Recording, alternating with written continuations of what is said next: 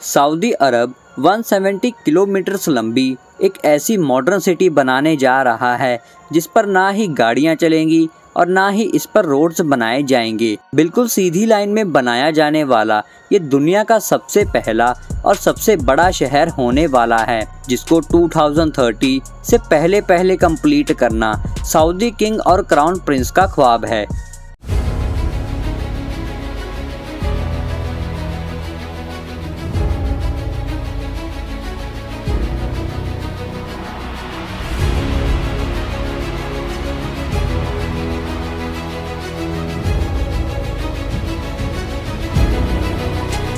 Saudi royal family को दुनिया की सबसे ज़्यादा अमीर फैमिलीज में गिना जाता है। अमेरिकन बिजनेस मैगजीन फोर्ब्स और विकिपीडिया के मुताबिक सऊदी रॉयल फैमिली ना मिलियन ना बिलियन बल्कि 1.4 ट्रिलियन डॉलर्स की मालिक है। लोकल करेंसी में बात की जाए तो ये अमाउंट 1050 खरब रुपयों के बराबर बनता है। अगर अभी भी आपको समझने में मुश्किल हो रही है तो आइए इसको और ज्यादा आसान कर देते हैं। Jeff Bezos, Elon Musk, Bill Gates और मार्क ज़करबर्ग के साथ साथ दुनिया के टॉप 17 बिलियनियर्स की दौलत को अगर मिला भी लिया जाए तो फिर भी वो इस शाही खानदान की दौलत से मुकाबला नहीं कर पाएंगे। सऊदी अरब के शाही खानदान की दौलत का ज़्यादातर हिस्सा इनको यहाँ से निकलने वाले ऑयल की बदौलत मिला। ऑयल निकलने से पहले सऊदी अरब सिर्फ रिलीजियस टूरिज्म पर डिपेंडेंट था, लेकिन 1938 में पहली बार यहाँ ऑयल दरियाफ्त हुआ और देखते ही देखते पूरे सऊदी किंगडम का नक्शा ही बदल गया। आज सऊदी अमेरिका के बाद दुनिया का दूसरा सबसे बड़ा ऑयल प्रोड्यूसर है, जो एक दिन में 1 करोड़ से भी ज्यादा बैरल्स ऑयल प्रोड्यूस करके 85 कंट्रीज को सेल करता है। पर बैड न्यूज ये है कि ये सब कुछ हमेशा ऐसे ही नहीं चलने वाला। स्टैनफोर्ड यूनिवर्सिटी में की गई एक रिसर्च में साइंटिस्ट को सॉलिड एविडेंस मिले हैं कि जो क्रूड ऑयल हम पिछले 150 साल से इस्तेमाल करते आ रहे हैं वो अब जल्द ही खत्म होने वाला है। यानी जमीन के नीचे ऑयल रिसोर्सेज का दी एंड जल्द ही होने वाला है। रिसर्च से अंदाजा लगाया गया है कि 2052 तक दुनिया से क्रूड ऑयल खत्म हो जाएगा या उसकी क्वांटिटी इतनी कम रह जाएगी कि उसको निकालना प्रॉफिटेबल ही नहीं रहेगा। तो आखिर 2052 के बाद सऊदी किंगडम अपना गुजारा कैसे कर पाएगा? गुजारा तो शायद हो जाए, पर ये लग्जरी लाइफस्टाइल कैसे बरकरार रहेगी?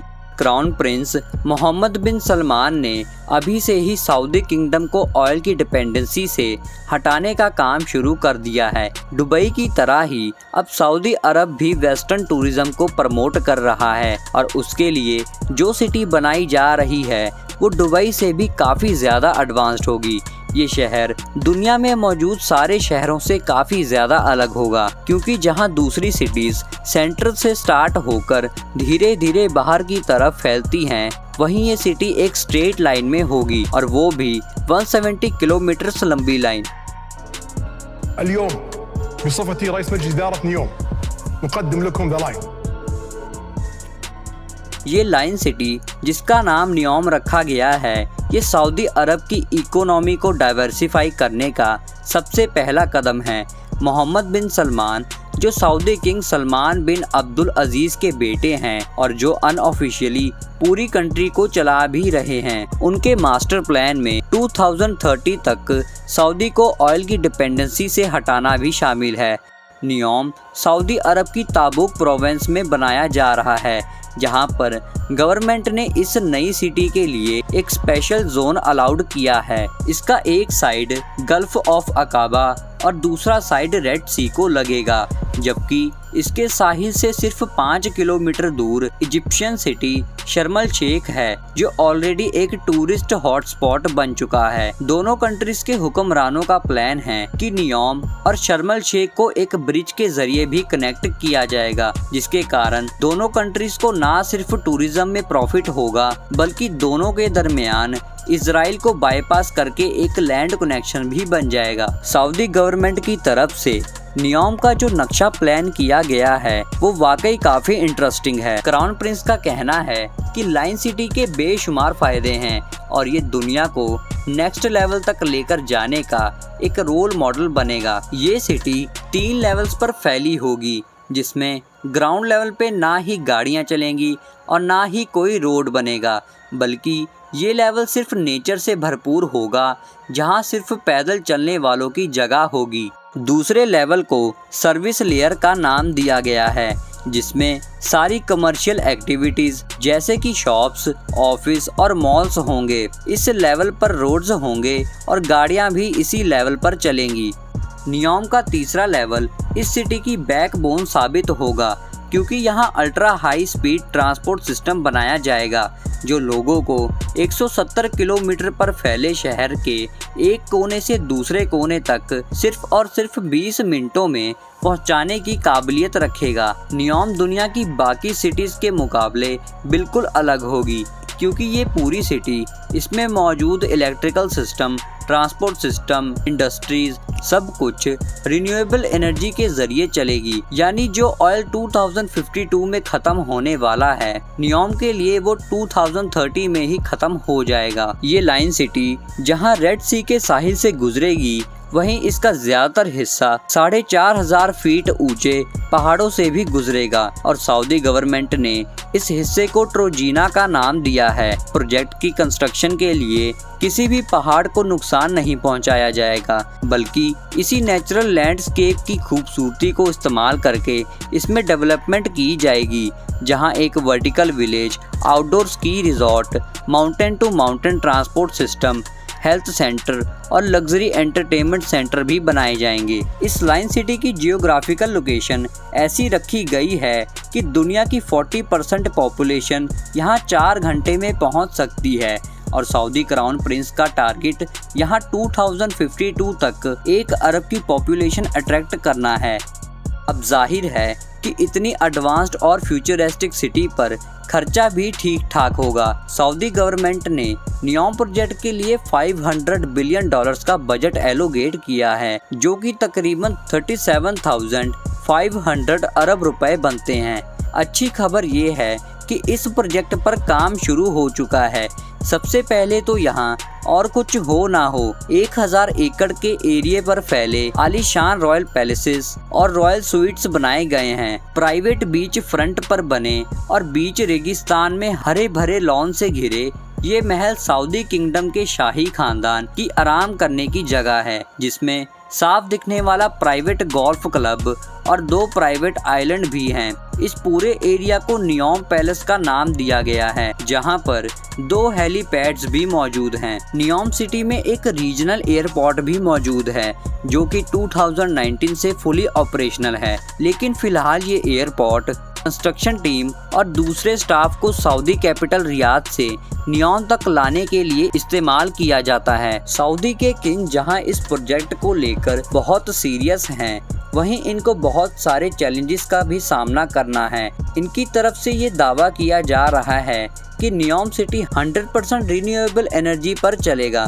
तो फिर सवाल ये है कि पीने का फ्रेश वाटर जो अभी फॉसिल फ्यूल्स के जरिए सी वाटर को फिल्टर करके इकट्ठा किया जाता है, वो बगैर फ्यूल के कैसे मिलेगा? क्योंकि ये बात तो हम सबको मालूम है कि सऊदी अरब में फ्रेश वाटर की कोई एक भी रिवर नहीं है। 1 अरब लोगों के लिए इलेक्ट्रिकल अप्लायंसेस 100% रिन्यूएबल एनर्जी पर ऑपरेट करने के लिए क्या कुछ करना पड़ेगा, और ग्रीन एनर्जी से चलने वाली अंडरग्राउंड हाई स्पीड ट्रेन्स इतनी जल्दी कैसे तैयार हो पाएंगी? इन सब सवालों का जवाब बहुत सिंपल है। नियोम में फ्रेश वाटर जनरेट करने के लिए एक नया मेथड अप्लाई किया जाएगा। ग्लास से बना एक बहुत बड़ा ग्लोब तैयार किया जा रहा है, जिसको सी वाटर से भर दिया जाएगा। सोलर मिरर्स के जरिए इस ग्लास ग्लोब को गर्म किया जाएगा और जब अंदर का पानी गर्म होकर स्टीम और फिर वाटर वेपर्स में कन्वर्ट होगा, तो उसको पाइप के जरिए बाहर निकाल लिया जाएगा।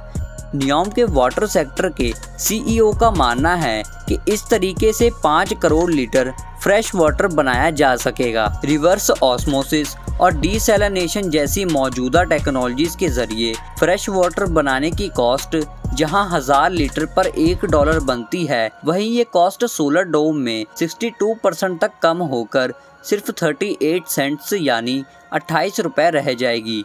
अब बात करते हैं एनर्जी सेक्टर की।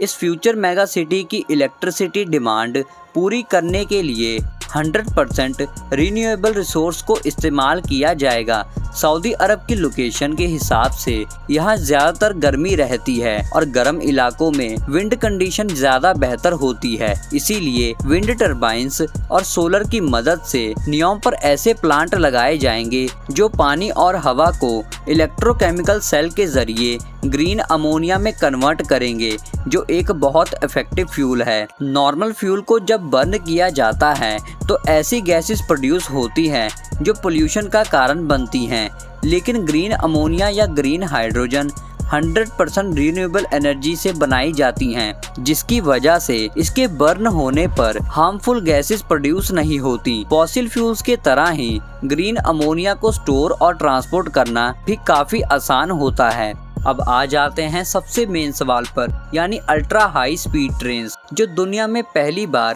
प्रैक्टिकली नियोम में इस्तेमाल होंगी। ये high speed trains 482 kilometre per hour की स्पीड से ट्रैवल करके सिर्फ 20 मिनटों के अंदर अंदर लोगों को लाइन सिटी के एक कोने से दूसरे कोने तक पहुंचा सकेगी। ये ट्रेन जिस टनल में चलेगी वहाँ हैवी मैग्नेट्स लगे होंगे जो ग्रीन इलेक्ट्रिसिटी की मदद से ट्रेन को पुश या स्टॉप कर सकेंगे। साथ ही साथ ट्रेन स्टार्ट में तो व्हील्स पर चलेगी, लेकिन स्पीड अप होने के बाद इसके व्हील्स जमीन से 4 इंच ऊपर उठ जाएंगे और मैग्नेटिक फोर्स पर तैरती हुई ट्रेन सेम इलेक्ट्रिसिटी कंजप्शन में ज़्यादा फास्ट चल सकेगी। इस सिटी का डिज़ाइन बिल्कुल स्ट्रेट लाइन में इसलिए रखा गया है ताकि अल्ट्रा हाई स्पीड ट्रेन को सफ़र के दौरान टर्न्स की वजह से स्लो ना होना पड़े। कई एक्सपर्ट्स का मानना है कि इस लेवल की फ्यूचर सिटी और इसमें यूज होने वाली टेक्नोलॉजीज को 2030 तक बनाना पॉसिबल नहीं है, लेकिन नियोम प्रोजेक्ट के विजन और इस पे की जाने वाली मेहनत से एक बात तो क्लियर है कि सऊदी किंगडम अपने फ्यूचर को लेकर काफ़ी सीरियस है और वेस्टर्न टूरिज्म को प्रमोट करने की पूरी कोशिश भी कर रहा है। उम्मीद है आपको ये वीडियो अच्छी लगी होगी। ऐसे ही और वीडियोस के लिए चैनल को सब्सक्राइब जरूर करें।